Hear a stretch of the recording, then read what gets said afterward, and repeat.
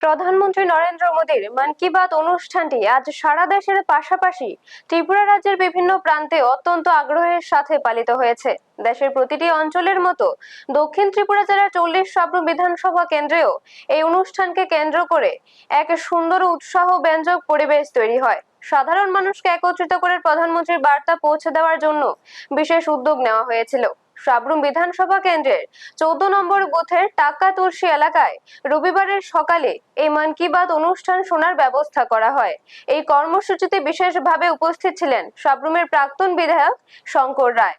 মন কি বাত অনুষ্ঠানে প্রধানমন্ত্রী দেশের উন্নয়ন, প্রযুক্তি, পরিবেশ রক্ষা এবং সাধারণ মানুষের নানা ভালো উদ্যোগের কথা তুলে ধরেন। দেশের প্রত্যন্ত অঞ্চলের মানুষের সাফল্য যেভাবে প্রধানমন্ত্রী তুলে ধরেন তাতে উপস্থিত সবাই গভীরভাবে অনুপ্রাণিত হন। মন কি বাত শেষ হওয়ার পর প্রাক্তন বিধায়ক শঙ্কর রায় বলেন, প্রধানমন্ত্রীর মন কি বাত কেবল একটি ভাষণ নয়, এটি সমাজের প্রতিটি মানুষের সাথে যুক্ত হওয়ার এবং তাদের ভালো কাজগুলোকে সম্মানিত করার এক দারুণ মাধ্যম। সাব্রুমের মতো ভারত বাংলাদেশ সীমান্ত ঘেঁষা প্রত্যন্ত এলাকায় বুথ স্তরে বসে দেশের শীর্ষ নেতৃত্বের চিন্তা ভাবনা শুনতে পারা মানুষের মধ্যে নতুন আশার সঞ্চার করে।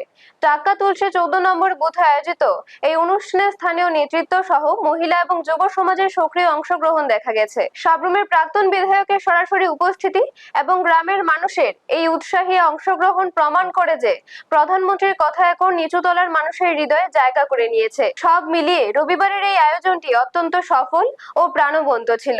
ব্যুরো রিপোর্ট, নিউজ তৎকাল 24।